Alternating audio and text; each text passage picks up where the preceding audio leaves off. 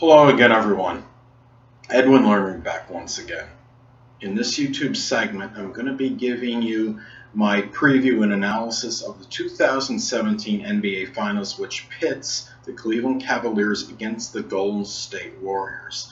Now, first thing I look at as far as the scoring goes, I expect very high scoring from both teams in this particular series. Golden State led the NBA in points per game this season. They also led the NBA in point differential, point disparity.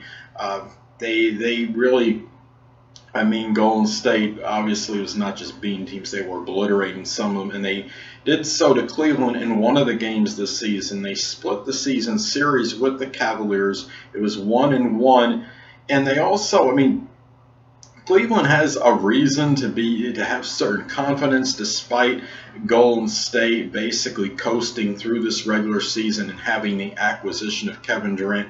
Cleveland has actually defeated Golden State 4 of the last 5 times, dating back to last season's NBA Finals. However, when they split the 2 games this season, Golden State did obliterate them, Cleveland in one of the games. In the other game, it took a late fourth quarter comeback by Cleveland to defeat Golden State. Golden State was leading the game for a good part of it, but they squandered their lead late. Golden State could easily have swept Cleveland this season.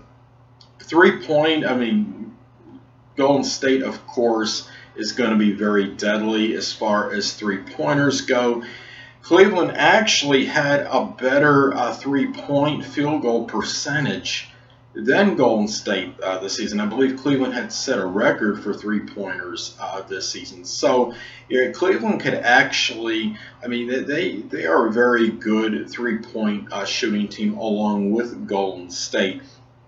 And also in rebounds, these teams were very close, comparable in terms of rebound average per game. Golden State had a little better defense than Cleveland did this season. And as far as points allowed, you really don't hear, it's something you may not think of, because what happens is that gets so overshadowed by Golden State's phenomenal offense. But their defense was really not terrible. It wasn't one of the best, but it was far from a terrible defense. They were actually adequate on the defensive end.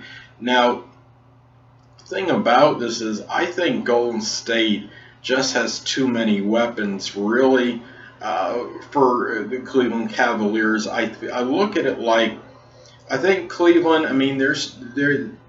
they have played very well in this postseason. They played a lot better than I thought they would.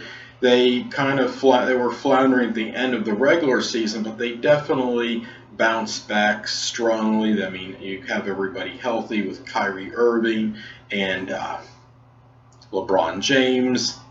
And then you have Kevin Love, who, of course, as big as he is, he's still so, versatile in terms of the long-range shooting, ability to drive and penetrate and slam it home. He could just do so much. And be interested to see how Golden State's going to deal with any picks that Kevin Love is going to be involved in. And of course, you look at the Golden State Warriors. They were defeated last season by Cleveland in the NBA Finals, so there's a little bit of that vengeance in mind. They'll be seeking retribution. It's hard for me to see Cleveland beating them 2 seasons in a row, especially now that Golden State has the acquisition of Kevin Durant. It's really, if anything less than an NBA title for Golden State will, of course, be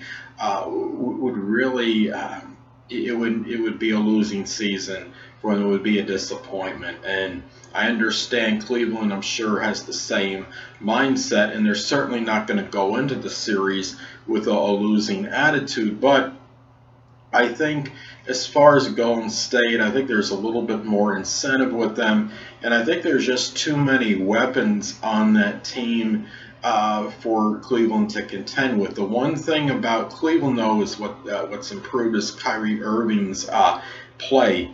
And he had 42 points, as many of you may know, in Game 5 of the NBA Eastern Conference Finals against the Boston Celtics, and he came on very strong at the end of the game. And to me now, what Cleveland has, it's not just about LeBron James. It's not, I mean, if LeBron James has an off game, they still could have a Kyrie Irving can still have a really strong game, and it could help the team if LeBron James is off on a particular night.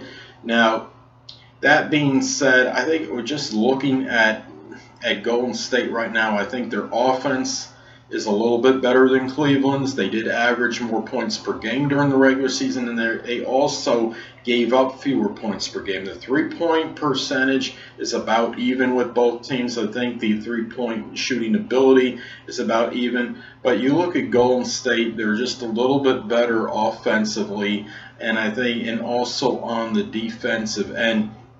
Now, LeBron James has stepped it up, and he also had career highs during the regular season in his assists and rebounds per game. So there is no sign of him slowing down one bit, and this is his time right near where he usually is going to peak, and he will be very ready for these finals. And I'm sure they haven't forgotten about the fact that they were annihilated by Golden State the last time they played them. However, Golden State they had a tremendous home record this season, regular season 36-5, and of course in the postseason they also have been perfect at home, since they did go 12-0 overall in the postseason. So they were flawless at home during the postseason as well. So really, this is going to it should be a very good series, but I do like Golden State to win this. I'm going to say Golden State, actually it'll go 7, I think, but Golden State wins it 4-3. Anyway, people, that'll conclude this YouTube NBA preview of the NBA Finals between the Cleveland Cavaliers and the Golden State Warriors. And until next time, people, Edwin Learnard saying, stay well.